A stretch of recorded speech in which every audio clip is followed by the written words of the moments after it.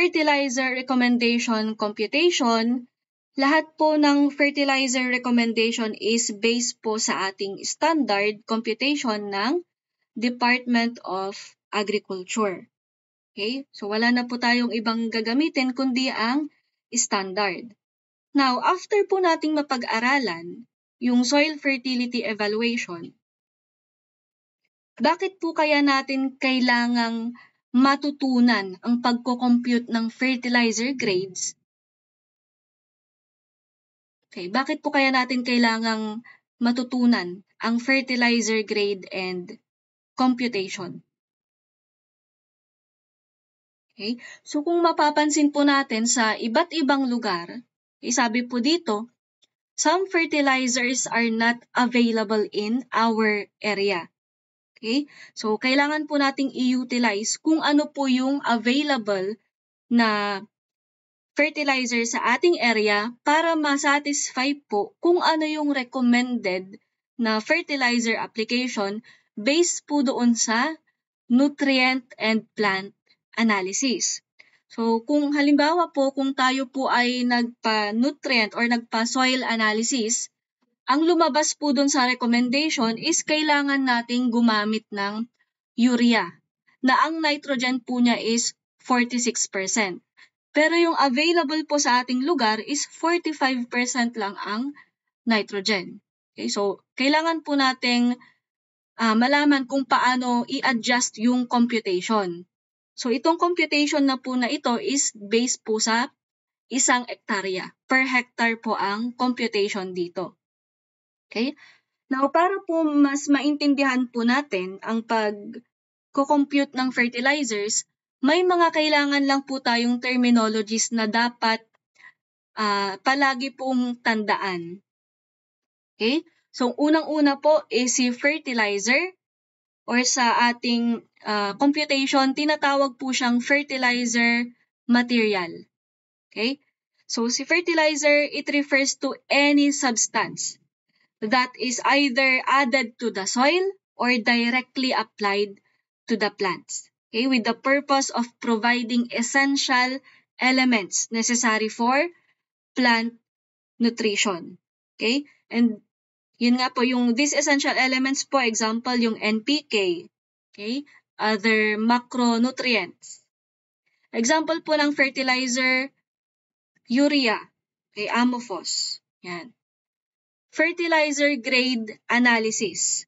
Okay? Now, it refers to the guaranteed percentage of total nitrogen, available phosphorus, and water-soluble potassium present in a fertilizer material. Okay? Kung kayo po ay bumibili ng fertilizer, yan po yung nakasulat na percentage. Halimbawa po si NPK, okay? Yung nasa babang number. Okay? For example, si complete fertilizer po, NPK, and then sa ibaba nun nakalagay yung 14, 14, 14. Okay? Yan po yung tinatawag na fertilizer grade or fertilizer analysis. Yan. It is usually represented by NPK. Okay? So yung nitrogen po, total nitrogen, this represents the total nitrogen content in the fertilizer. Okay? So yung ano naman po, phosphorus, this indicates the amount of phosphorus available to plants in the form of phosphates. Okay? Si potassium naman po, ang dinedenote naman nito is potassium content na readily available po sa plants in the form of soluble potassium. Okay, next. Fertilizer recommendation. Ayan. So, si fertilizer recommendation, it refers to the specific amount of nitrogen, phosphorus, and potassium recommended for application per hectare ng ating lupa. And itong recommendation na po ito ay based po sa factors katulad ng soil nutrient level, crop type, or growth stages po ng crop na applyan natin ng fertilizer. And pinaka-importante po kung gaano po kataas or kadami yung goal natin, yung yield goal natin. For example po, si fertilizer recommendation, nagpa-analyze kayo ng lupa, ang recommended po niya is 90 kilograms ng nitrogen, 30 kilograms ng phosphorus, and 60 kilograms ng potassium. Okay? Another terminology po is the total plant food. Okay, the total plant food naman po, it refers to the overall percentage of essential nutrient contained in a fertilizer. So for example po, 14, 14, 14. Okay, 14, 14, 14, yung total po nun, yun po yung total plant food. Okay, halimbawa sa 50 kilograms po ng urea, yung total po ng NPK, yun lamang po yung nakakain or na-absorb ng halaman. The rest po is carrier na yan. Okay?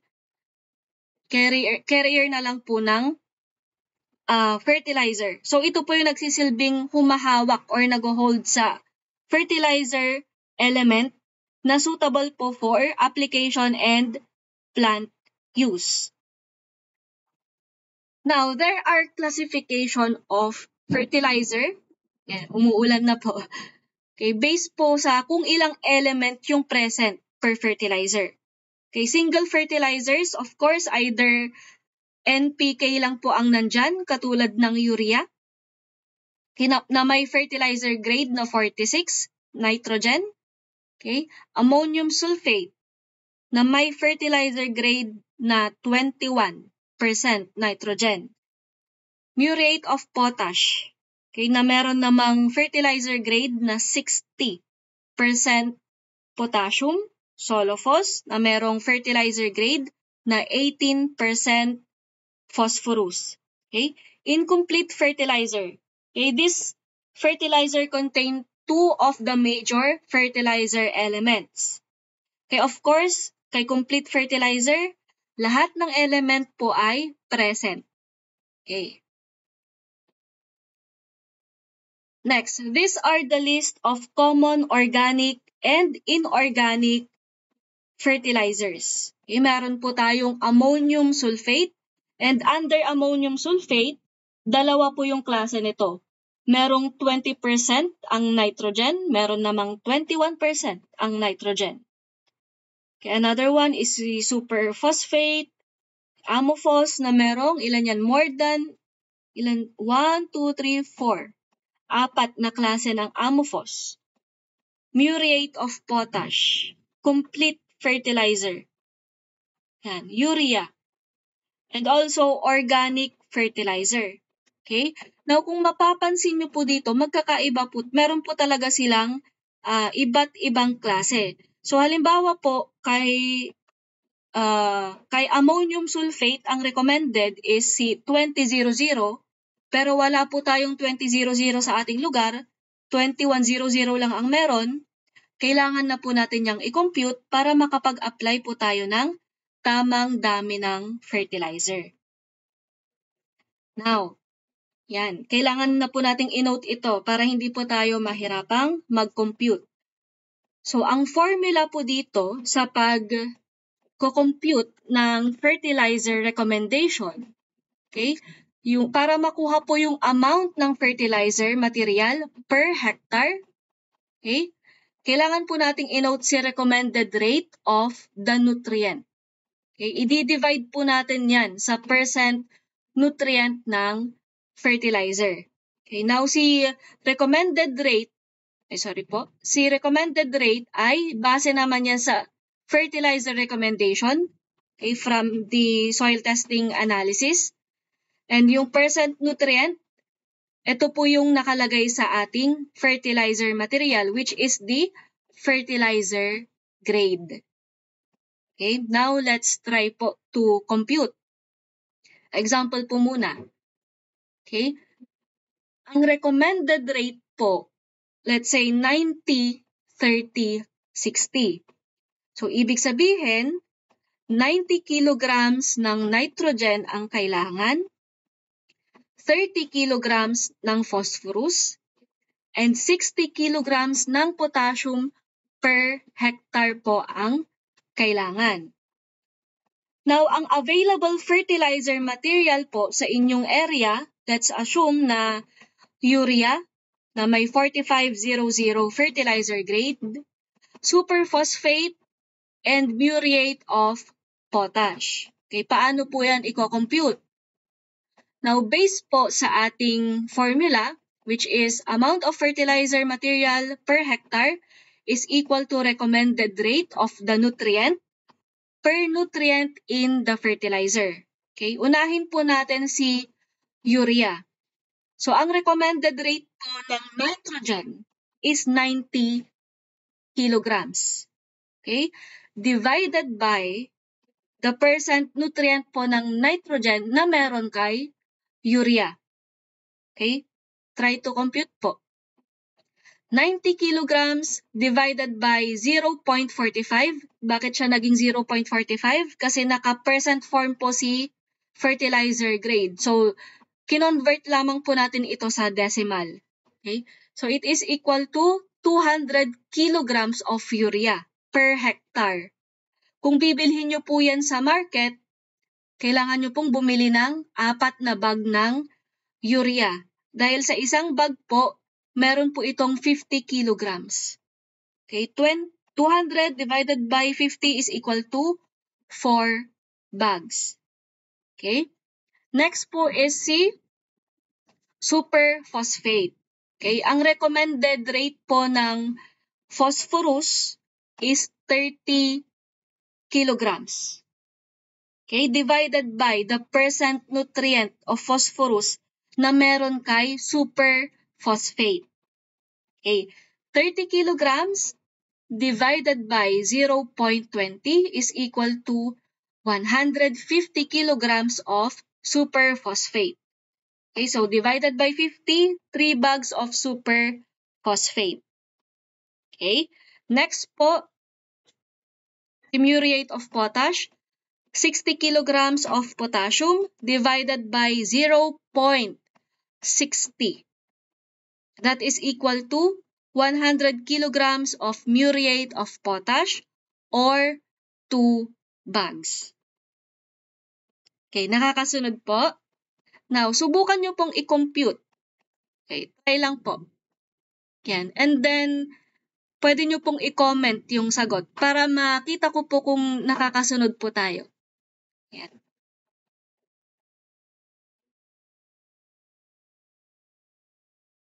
Comment lang po yung answers pag tapos na.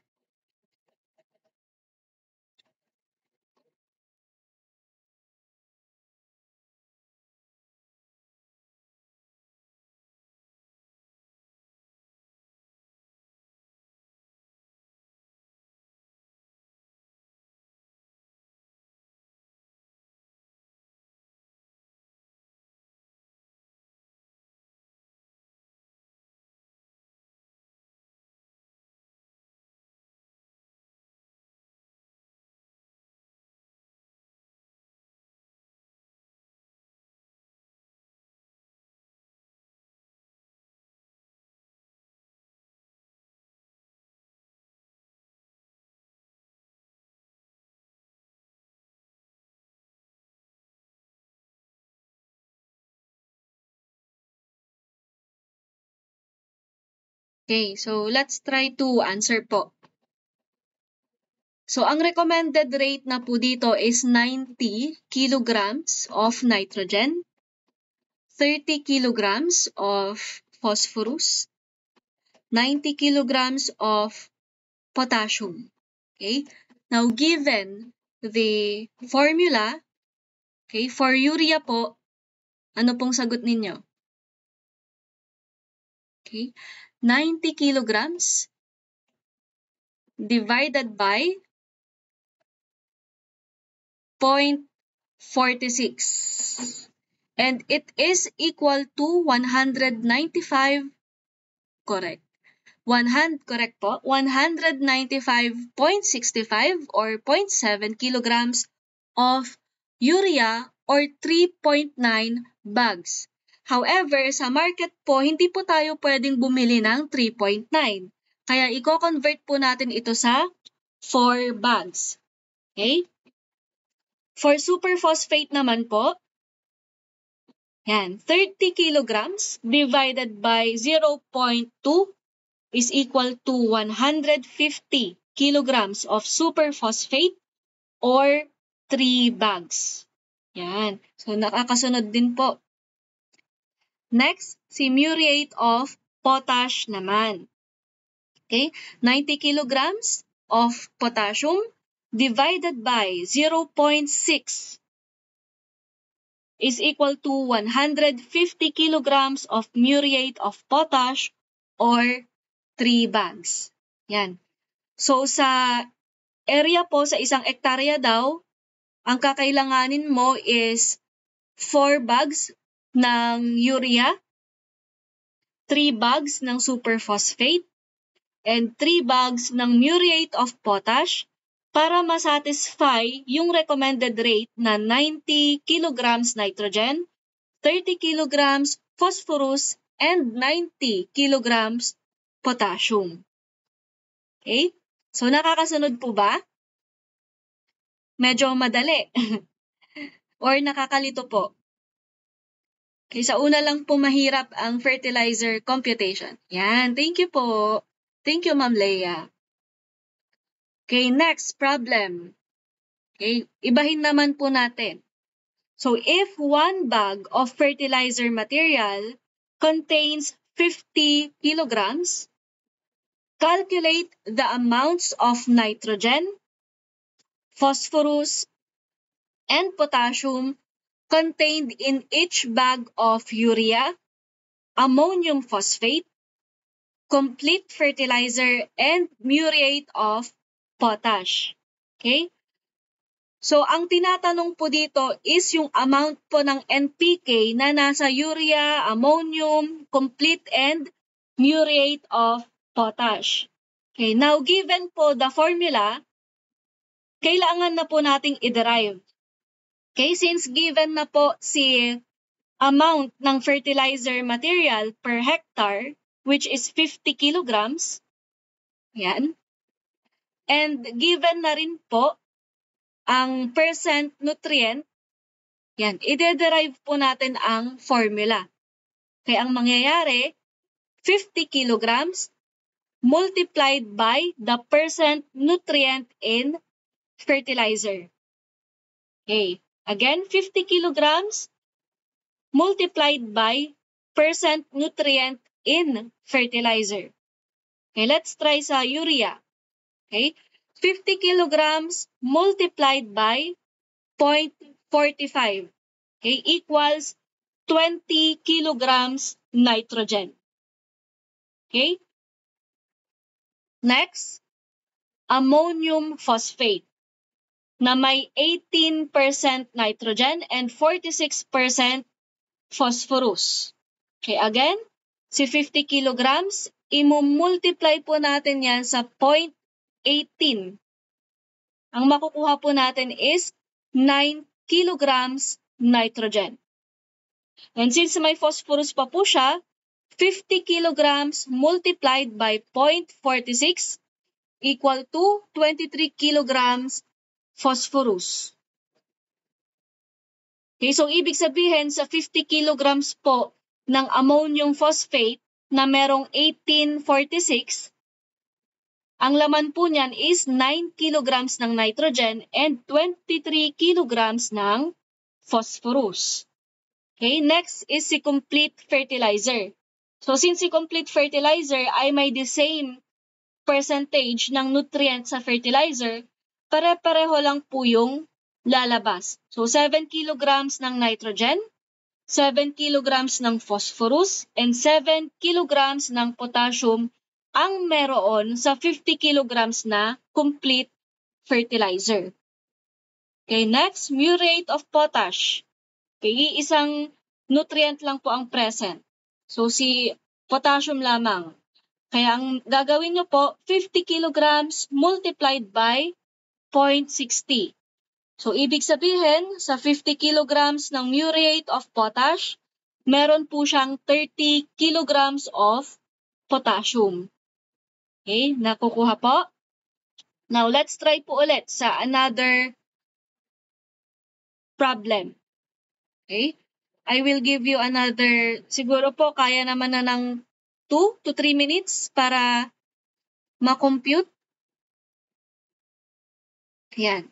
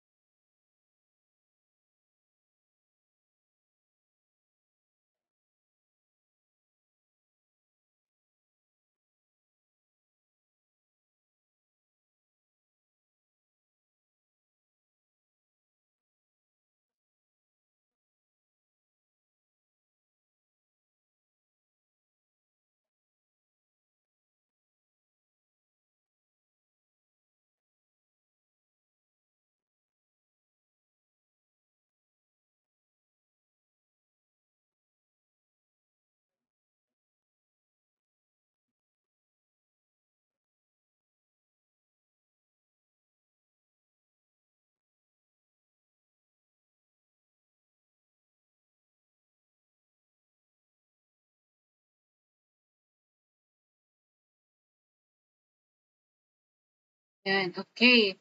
Correct. Ayan. Nakakatawa naman po at nakakasunod po tayo. Okay? Let's try to compute po lahat.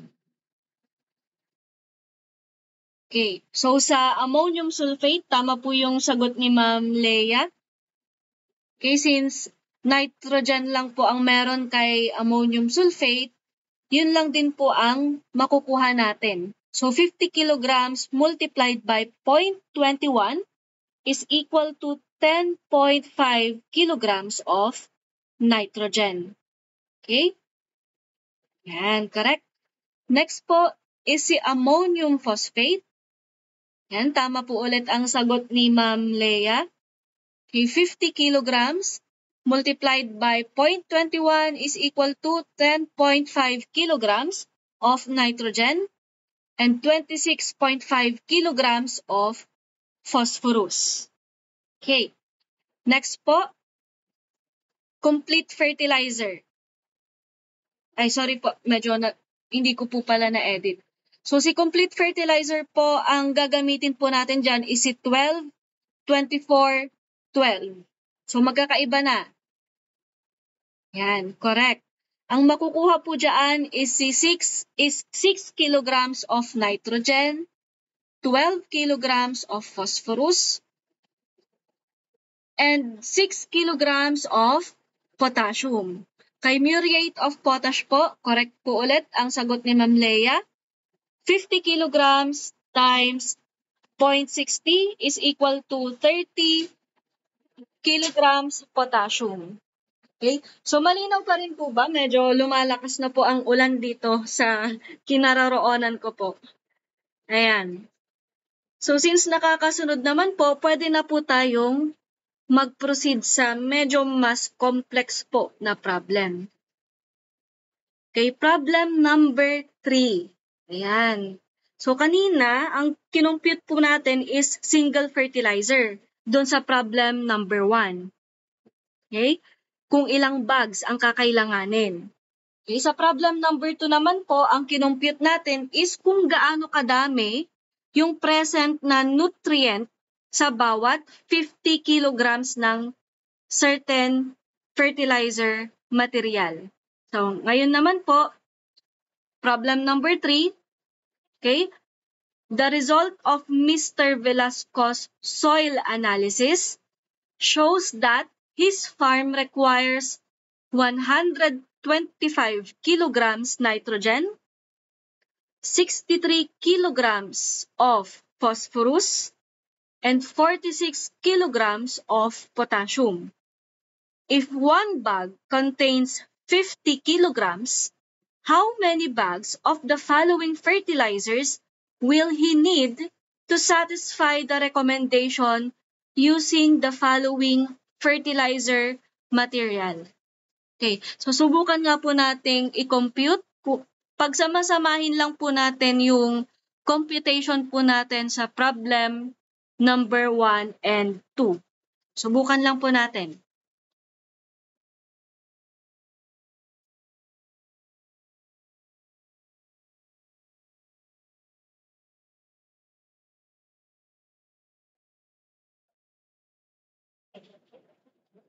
Okay, so try po natin kay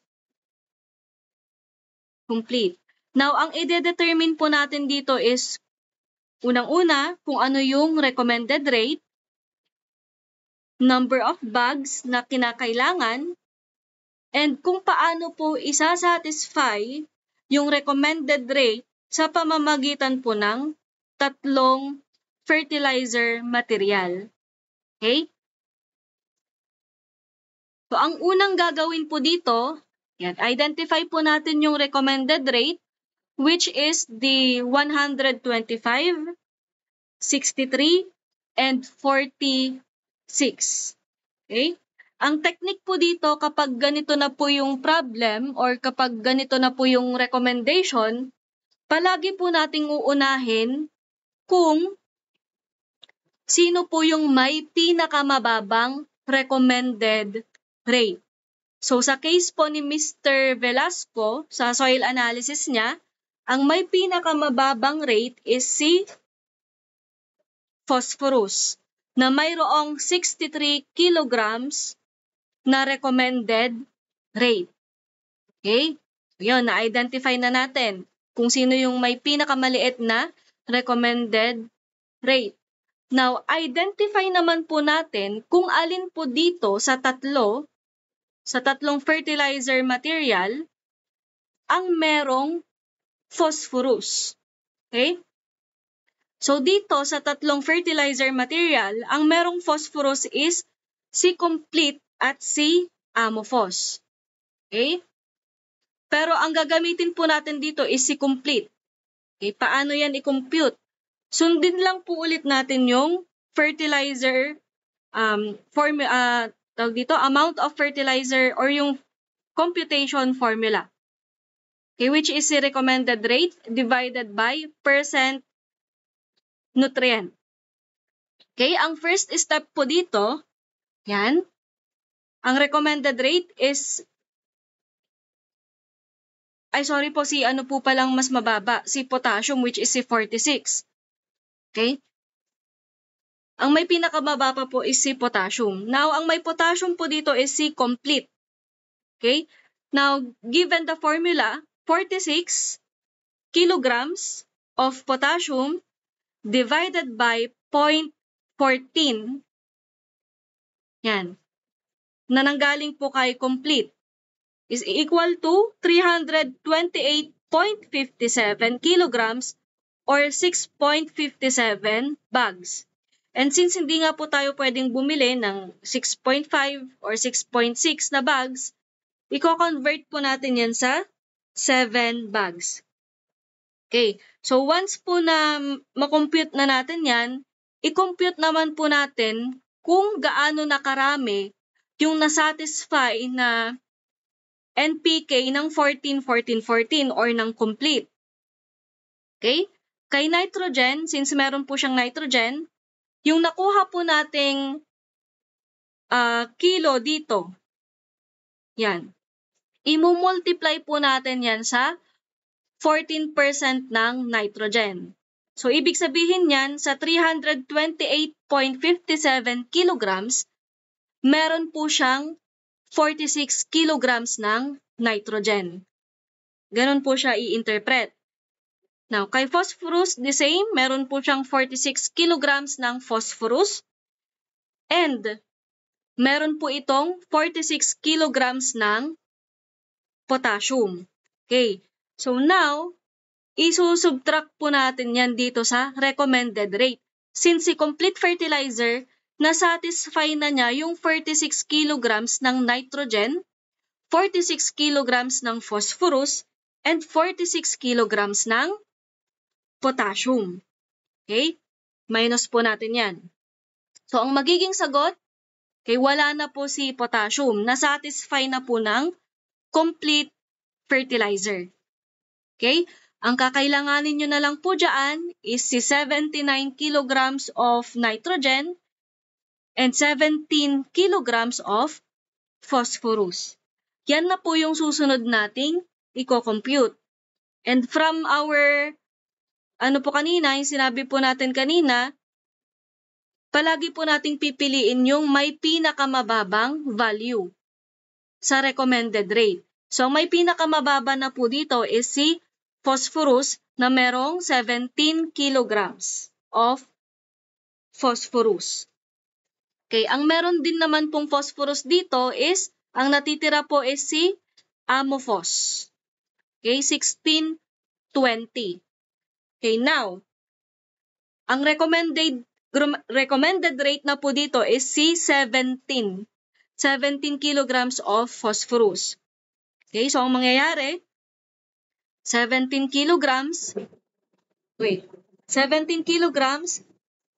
divided by 0.20 ng amophos. Nanggaling po siya sa phosphorus ng amophos. It is equal to 85 kilograms or 1.7 bags or 2 bags ng amophos. Okay, para naman malaman kung ilang kilo na ang nasatisfy ng 16% nitrogen and 20% nitrogen ng amophos, ko-compute po ulit natin yan. Okay?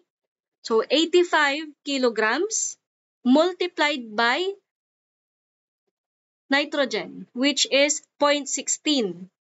So, meron na po siyang nasatisfy na 14 kilograms ng nitrogen.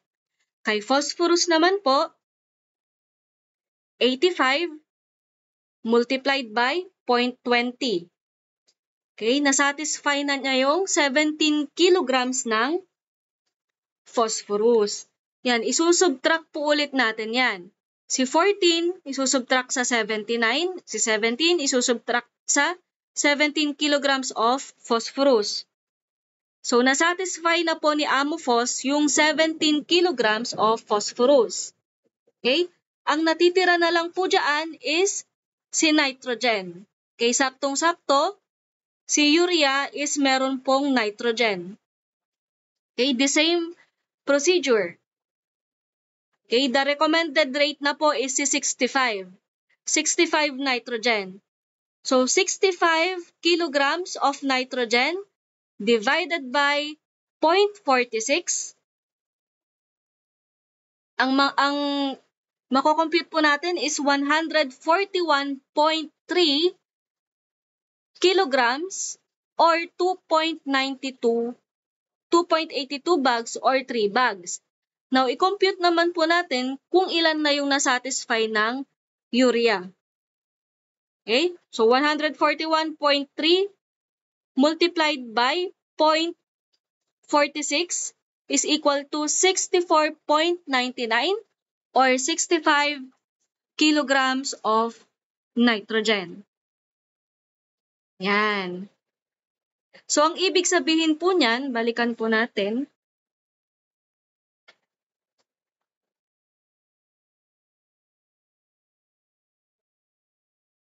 Kaya ang ibig sabihin po niyan, kinakailangan po ni Mr. Velasco ng 7 bags of complete fertilizer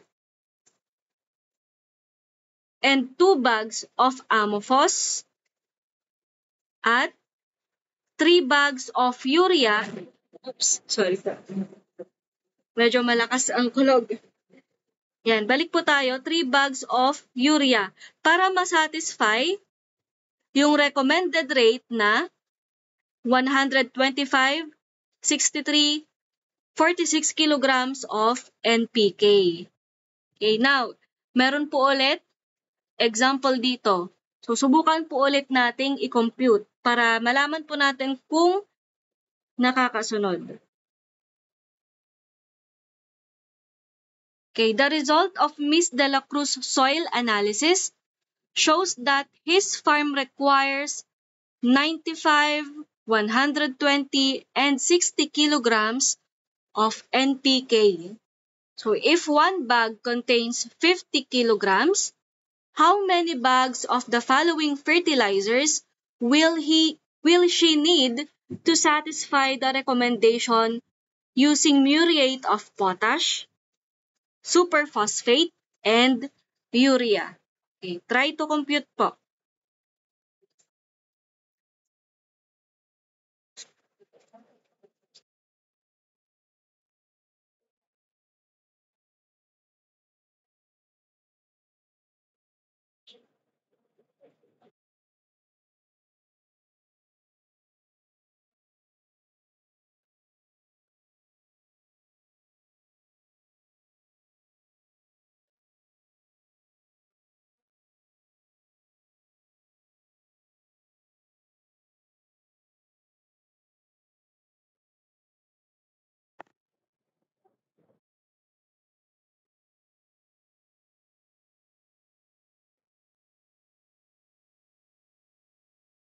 Yan. So again, unang-una po, identify po ulit natin kung ano yung recommended rate.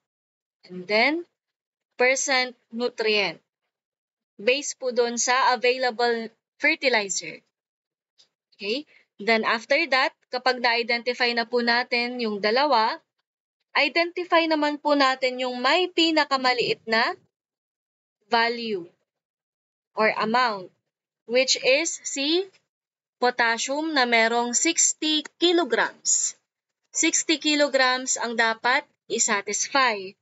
Okay, now, ang meron pong potassium sa muriate of potash, superphosphate, and urea is si muriate of potash.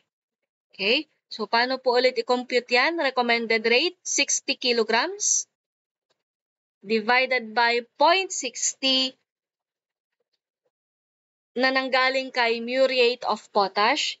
It is equal to 100 kilograms or 2 bags of muriate of potash. Okay? So, yan. Ang susunod naman po, since na-satisfy na natin yung potassium gamit ang muriate of potash, okay, ang may pinakamababang value na susunod kay potassium is si nitrogen. Okay? Si nitrogen ay merong 95 kilograms na dapat i-satisfy. And ang may nitrogen po dyan is si urea. Okay? So, 95 kilograms divided by 0.45 is equal to 211 kilograms or 5 bags ng urea per hectare ang kakailanganin para masatisfy ang 95 kilograms recommended rate of nitrogen. Okay? Si phosphorus na lang po ang natitira. Okay? Si phosphorus or si superphosphate, meron po siyang phosphorus. So, 120 divided by 0.20 is equal to 600 kilograms or 12 bags ng superphosphate ang kakailanganin. So, ibig sabihin, sa recommended rate ng nutrient, sa recommended rate na 95, 120, and 60 kilograms per hectare, kakailanganin mo ng 2 bag ng muriate of potash, 5 bags of urea, and 12 bags of superphosphate para masatisfy po ang recommended rate. Okay? Nakakasunod po? Nakakasunod pa po? So, ganyan po mag-compute ng fertilizer. Yan.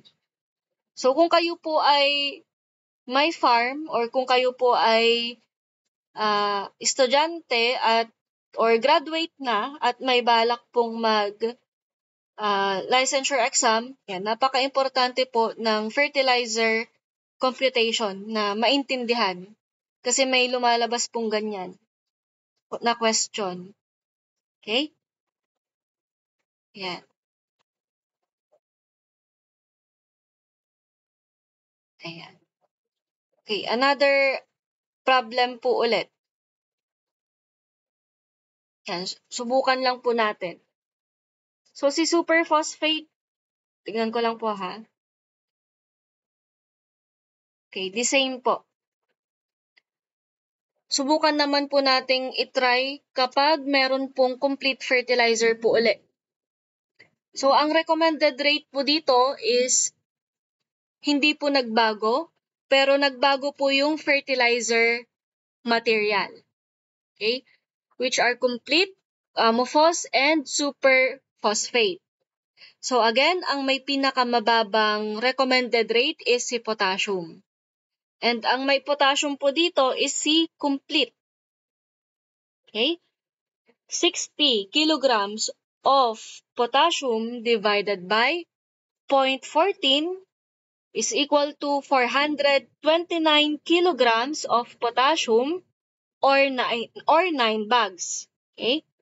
So para malaman kung gaano na kadami ang nasatisfy ng complete fertilizer, okay, si nitrogen or yung 429 imumultiply po natin sa 0.14 kasi 14% po ang nitrogen. It is equal to 60 kilograms. And since magkakapareho lang naman po yung percent nutrient ng complete fertilizer, which is 14, 14, 14, the same lang po ang makukuha nyo dyan. So, ibig sabihin, si complete, nasatisfy na niya yung 60 kilograms ng nitrogen, 60 kilograms ng phosphorus, and 60 kilograms ng potassium. Okay? So, okay na si potassium.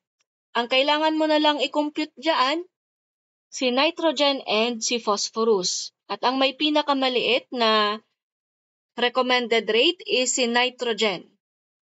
And si nitrogen, present siya kay amorphous. Okay? So, 35 kilograms divided by 0.16 is equal to 219 kilograms or 5 bags.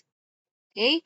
Para malaman kung nasatisfy na ba ni amorphous yung nitrogen and phosphorus. Yan, compute ulit natin. 219 times 0.16 is equal to 35 kilograms. Okay? Si phosphorus naman, 219 multiplied by 0.20 is equal to 44 kilograms. Okay. So yan, 35 kilograms na ang nasatisfy ni nitrogen and 44 kilograms na ang nasatisfy ni phosphorus from the fertilizer material amorphous. Okay, subtract po ulit natin. Okay, ang natitira na lang po is si phosphorus. Alright. So last, ang meron na lang pong phosphorus dyan is si superphosphate. Okay? 16 divided by 0.20 is equal to 80 or 2 bags. Okay? So 80 times 0.20, ang lalabas po dyan is 16. Yan. So ibig sabihin, para masatisfy po yung 95, 120, and 60 kilograms na recommended rate, given na meron kayong complete, amorphous, and superphosphate, okay, ang kakailanganin nyo po is 9 bags of complete, 5 bags of amorphous, and 2 bags of superphosphate. Okay? Yan. So, next po is list of common crops in the Philippines. Ito po yung request po ni Ma'am Ja. Andito po ba siya? Yan, request po niya ito. So, in-include ko na po siya dito. Selected lang po yung inilagay ko para hindi po tayo mag-overtime ng matagal. Okay? So, since nag-start naman po tayo ng late, maaari po sigurong mag-extend po tayo. i-discuss ko lang po ito para ma-appreciate po natin kung bakit po ba kailangang mapag-aralan ang fertilizer computation. Okay? Now, before that, ito po yung mga terminologies na ma-encounter natin sa pag-a-apply po ng fertilizer. Okay? Nandyan po si basal fertilizer application and foliar fertilizer application. Okay?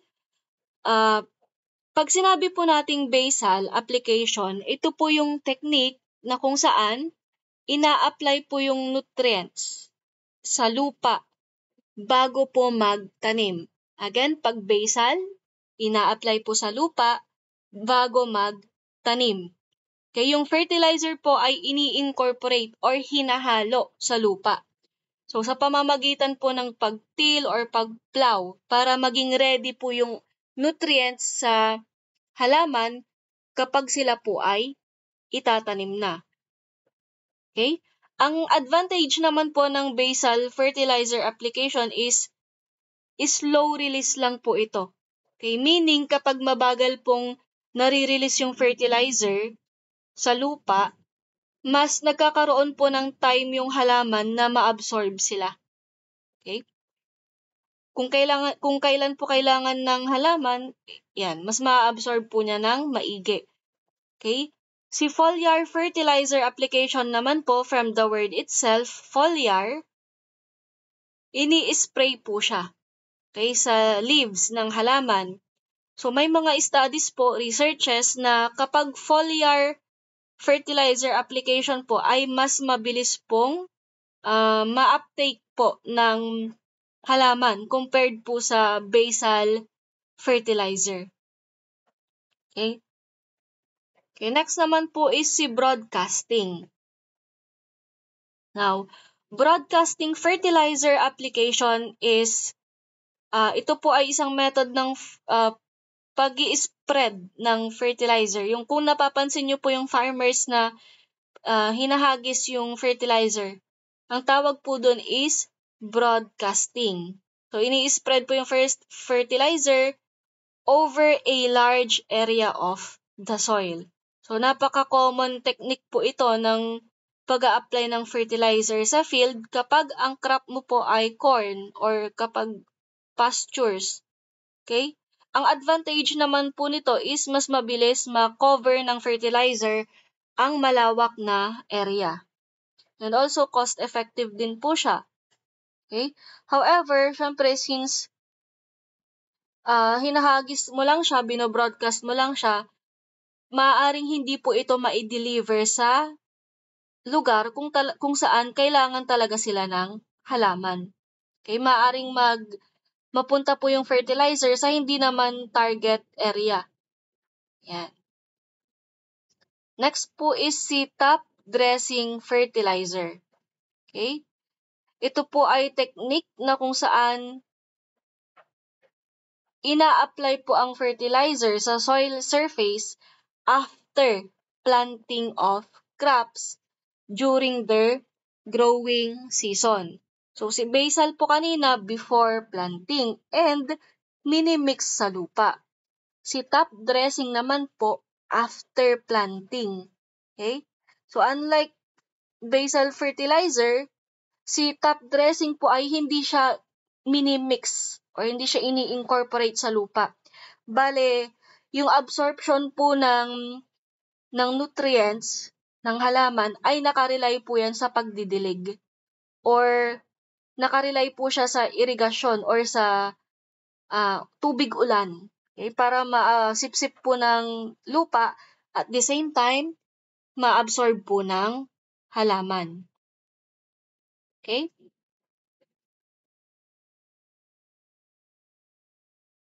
Okay, now, magkaroon po tayo ng example. So, dito kay rice, okay, ang application po ng fertilizer is nahati po sa dalawa. Okay, meron po tayong first application, meron din po tayong second application. So, depende rin po yan sa kung transplanted ba or direct seeding. Pag transplanted po, hindi po natin siya direktang itinatanim sa taniman po sa field. Tinatanim pa po natin yan sa seedbeds or sa trays. Okay, kapag transplanted po, ang first application ng fertilizer is 0 to 14 days after transplanting. Then second application po, 5 to 7 days before panicle initiation. Sa nitrogen pa lang po yan. So sa direct seeded naman po, 7 to 10 days after sowing or pagpupunla. Then second application, 5 to 7 days before panicle initiation. Okay, punta na po tayo doon sa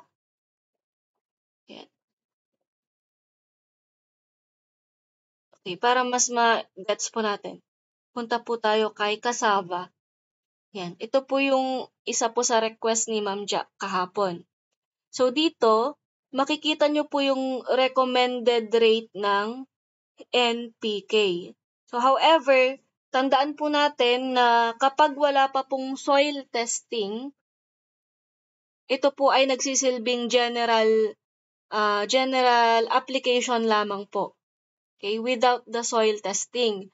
Pero para mas makita po natin yung level ng fertility ng ating lupa at ng talagang kinakailangan po ng ating halaman, napaka-importante po talaga ng soil testing.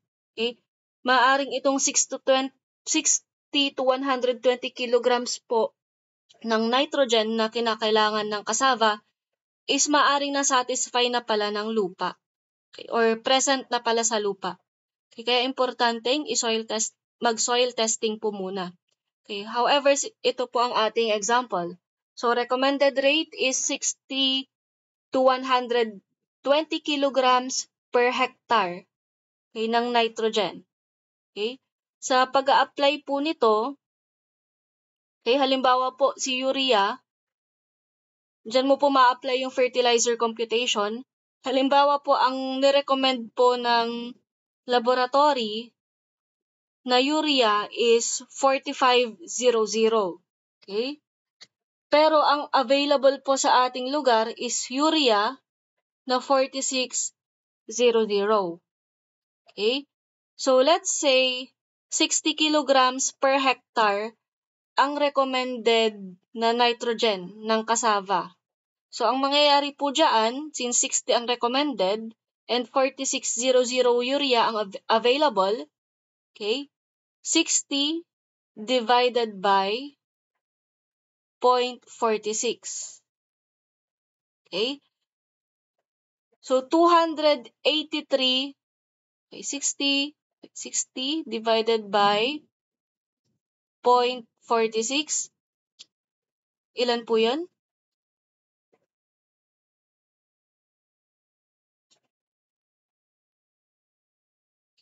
Okay, paki-ano lang po yung sagot. 60 divided by 0.46. Meron po tayong makukuhang 130.43 kilograms ng nitrogen or 2.6 bags or 3 bags ang kinakailangan na urea na may 4600 para masatisfy po yung 60 kilograms per hectare ng nitrogen na kinakailangan ng cassava. Okay? And yung timing of application po ng urea, nahati po ulit yan sa dalawa. So yung unang pag-a-apply po ng urea, ina-apply po yan 4 to 6 weeks after planting ng cassava. Okay? Yung second half naman po, ina-apply yan 12 to 16 days after po nung, weeks after po nung unang application. So, gaano kadami yon? 60 divided by 0.46, okay, divided by 2. Approximately, nasa 65.21 po ang first application and 65.21 din po ang second application ng urea. Okay? Yan. So, the same with phosphorus din po and potassium. So, nakukuha po kung paano po i-compute. Yan, ganyan po siya. And in-include ko rin po yung ibang crops po dito. Yan. Again, kay sweet potato naman po. Okay? So, tignan po natin yung available, ano po yung example ng fertilizer na merong potassium. Let's say si muriate of potash. Okay? Sabihin na natin si muriate of potash is merong, ilan nga po ulit yon? Muriate of potash. Ilan yung potassium niya? 60. Okay, balik po tayo kay sweet potato. So, si muriate of potash, meron po siyang 60% ng potassium. And sa pagtatanim naman po ng sweet potato, generally, ang recommended rate is 100 to 150 kilograms per hectare. Okay? So, ang gagawin mo po doon, let's say 150 ang i-apply mo, 150 divided by 0.60 muriate of potash. So, 250 kilograms of muriate of potash ang kinakailangan mo pong i-apply para masatisfy ang 150 kilograms requirement ng sweet potato, ng potassium. Okay? Nakakasunod po? Ayan. So, ganun din po ang gagawin sa ibang crops. So, as long as alam nyo po kung ano yung general requirement ng mga specific crops or certain crops, pwede na po kayong mag-compute. Pero, better po talaga na alam nyo po yung fertility level ng inyong lupa. Okay, ganun na rin po ang nutrient analysis po ng halaman para mapagkumpara nyo po kung anong level na ba yung or kung gaano po kadami yung nutrients na nandun sa lupa at kaya na ba niyang i-supply yon sa halaman or kinakailangan mo pang magdagdag ng fertilizer para mapunan yung kulang po sa lupa. Okay? Para yun po maiwasan po natin yung over application of fertilizer. Or maaari naman po, maiwasan din po natin yung kakulangan or deficiency ng nutrients na nasa lupa. Okay? So may question pa po tayo?